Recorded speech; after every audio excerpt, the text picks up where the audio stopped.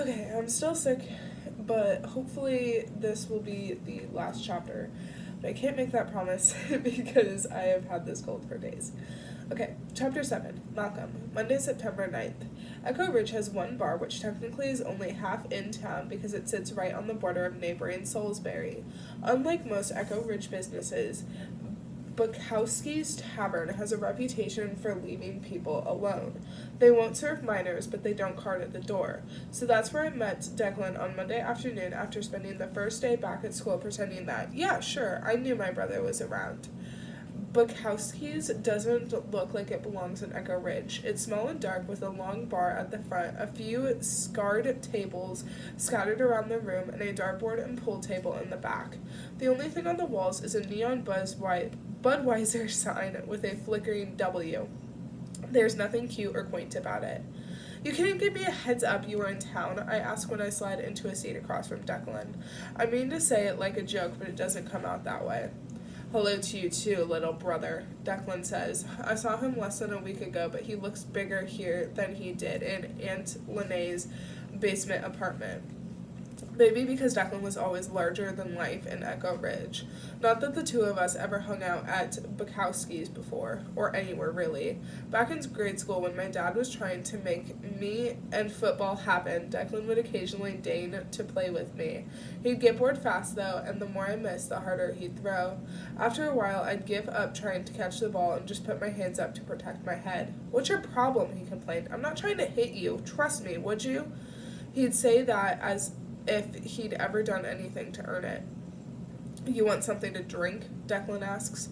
Coke, I guess. Declan raises his hand to an elderly waitress in a faded red t-shirt cleaning beer taps behind the bar.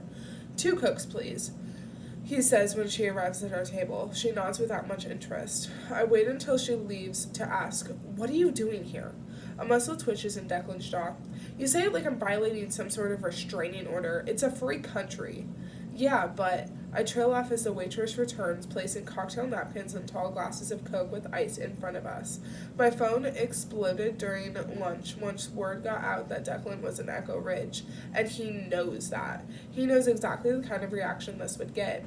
Declan leans forward, resting his forearms on the table. They're almost twice the size of mine. He works construction jobs when he's not taking classes, and it keeps him in better shape than football did in high school.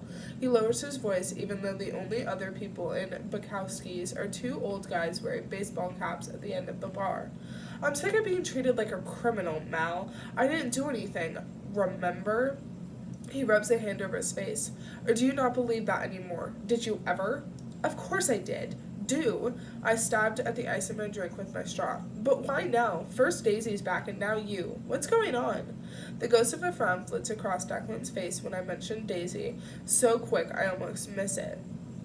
I'm not back, Mal. I still live in New Hampshire. I'm here to see someone, that's all. Who, Daisy? Declan heaves an exasperated sigh. Why are you so hung up on Daisy? Do you still have a thing for her? No, I'm just trying to figure this out. I saw you last week, and you never said you were coming. Declan shrugs and takes a sip of Coke, avoiding my eyes. It's kind of shitty timing, you know, with all the crap going on around town. What does that have to do with me? He breaks into a scowl when I don't respond right away. Wait, are you kidding me? People think I had something to do with that? What's next? Am I responsible for global warming now too? Fucking hell, Mal. One of the old guys at the bar looks over his shoulder and Declan slumps back against the chair, glowering. For the record, just so we're clear, I didn't come here to write creepy-ass slogans on signs and walls or whatever. Graves, I correct. Whatever, Declan grits out low and dangerous. I believe him. There's no possible universe in which my hot-headed, testosterone-fueled brother dresses a trio of dolls up like homecoming queens and ties them to a mausoleum. It's easier to imagine placing his hands around Lacey's throat and squeezing the life out of her. Jesus. My hand shakes as I pick up my glass, rattling the ice in it. I can't believe I just thought that. I take a sip and swallow hard. Then why did you come, and how long are you staying? Declan drains his Coke and signals for the waitress. Jack and Coke this time, he says when she arrives. Her lips thin as she glances between us. ID first. Declan reaches for his wallet, then hesitates. You know what? Forget it. Just another Coke. She shrugs and walks away.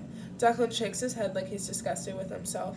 See what I did there? Decided not to get a drink, even though I wanted one, because I don't feel like showing my name to some woman I don't even know. That's my fucking life. Even in New Hampshire? I ask. One of the old guys at the bar keeps glancing our way. I can't tell whether it's because I'm so obviously underage or because everywhere, Declan says. He goes silent again as the waitress brings a Coke, then raises the glass to me in a toast. You know, you and Mom have a good thing going here, Mel. Peter likes to pretend I don't exist, but he's solid with you guys. You might even get college out of the deal. He's right, I might, which makes me feel guilty, so I say, Peter says he's talking to Mr. Coates about a job for you. Since Ben Coates was the mayor of Echo Ridge when Lacey died, he got interviewed a few times about what he thought might have happened. A tragic, random act of violence, he always said. Some depraved individual passing through. Declan laughs darkly. I guarantee you that's bullshit. No, they got together Labor Day weekend, and I'm sure they did, and they might even have mentioned me, probably along the lines of how it'd be a career suicide to hire me. It is what it is, Mel, and I won't be a pain in Peter's ass about it. I'm not trying to dive a wedge between him and Mom, or you. I'll stay out of your way. I don't want you to stay out of my way. I just want to know why you're here. Declan doesn't answer right away. When he does, he sounds less angry and more tired. You know what happened with me and Lacey before she died? We outgrew each other. But we didn't know that because we were a couple of dumb kids who'd been together forever and thought we were supposed to stay that way. If we were regular people, we would have eventually figured out how to break up, and that would have been that. We'd have moved on, wound up with someone else. His voice dips lower. That's how things should have ended. The guy at the bar who's been staring at us gets up and starts moving our way. When he's crossed half the room, I realize he's not as old as I thought he was. Early 50s, maybe, with thick arms and a barrel chest. Declan doesn't turn around, but gets up abruptly and pulls out his wallet.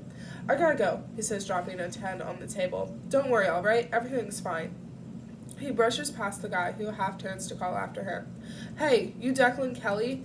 Declan continues toward the door, and the guy raises his voice. Hey, I'm talking to you. Declan grabs the doorknob and leans against the door, shouldering it open. I'm nobody, he says, and disappears outside. I'm not sure what the guy's going to do. Keep coming toward me, maybe, or follow Declan outside, but he just shrugs and heads for the bar, settling himself back onto his stool. His friend leans toward him, muttering something, and they both laugh. It hits me as I finish my Coke in silence that Declan's life is a lot shittier up close than it seems from a state away. Half an hour later, I am dragging my ass home because it didn't occur to my brother before making his dramatic exit to ask if I might need a ride.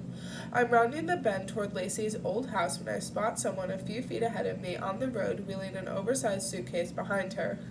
Hey, I call when I get close enough to tell who it is. Leaving town already? Ellery Cochran turns just as her suitcase wheel hits a rock on the ground, almost jerking the luggage out of her hand. She pauses and balances it carefully next to her. While she's waiting for me to catch up, she pulls her hair back and knots it into some kind of twist so quickly I barely see her hands move.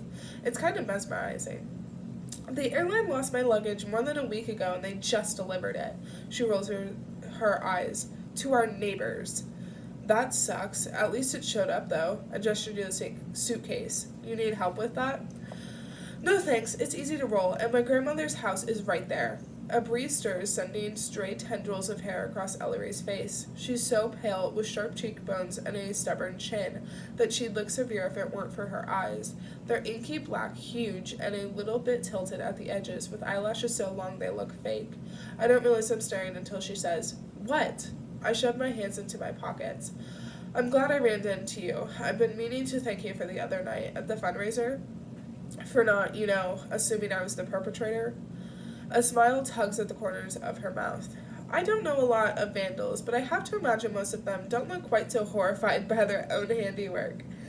Yeah, well, it would be easy to assume. Most people here do, and that would have been not great for me. Because your brother was a suspect in Lacey's murder, she says, matter-of-factly, like we're talking about the weather. Right, we start walking again, and I have this weird impulse to tell her about my meeting with Declan. I've been out of sorts about it since I left Bowski's tavern, but that would be oversharing to say the least. Instead, I clear my throat and say, met your mother when she got back for Lacey's funeral. She was really nice. Nice isn't the right word. Sadie Cochran was like this bolt of energy that swept through town and electrified everybody, even in the middle of morning. I got the sense that she considered Echo Ridge one big stage, but I didn't mind watching the performance. We all needed the distraction. Ellery squints into the distance.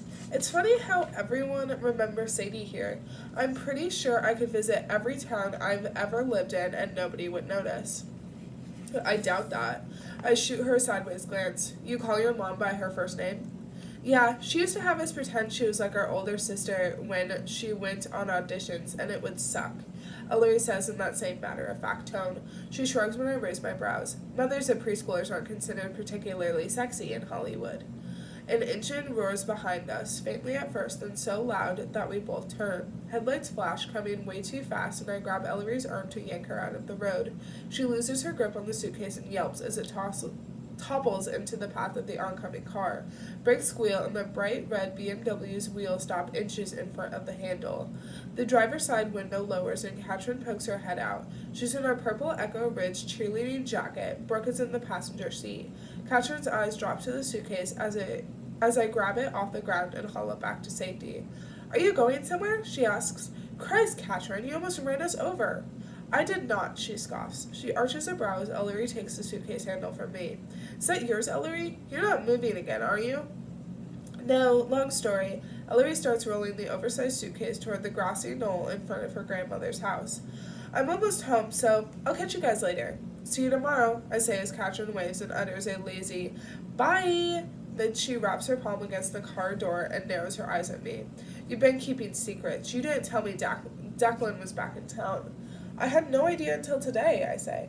Katrin shoots me a look of pure skepticism. Brooke leans forward in her seat, pulling the sleeves of her purple cheerleading jacket over her hands as if she's cold. Her eyes dart between Katrin and me as Katrin asks, You expect me to believe that? I feel my temper flare. I don't care if you believe it or not. It's the truth. My stepsister and my brother have nothing to do with one another. Declan didn't come to our mom's wedding to Peter and doesn't visit. Katrin hasn't mentioned his name once in the entire 4 months we've been living together. She looks unconvinced but jerks her head toward the back seat. Come on, we'll give you a ride. She turns towards Brooke and adds, just loud enough for me to hear, You're welcome. Brooke lets out an irritated little huff. I don't know what that's about, and I'm not tempted to ask. Katrin's in peak pain in the ass mode right now, but I'm tired of walking. I climb into the backseat and barely have a chance to close the door before Katrin floors the gas again. So what's Declan doing here anyway, she asks. I don't know, I say, and then I realize what's been bothering me about my half-hour conversation with Declan ever since I left Bowski's. It's not just that I didn't know he was here, it's that he avoided every single one of my questions.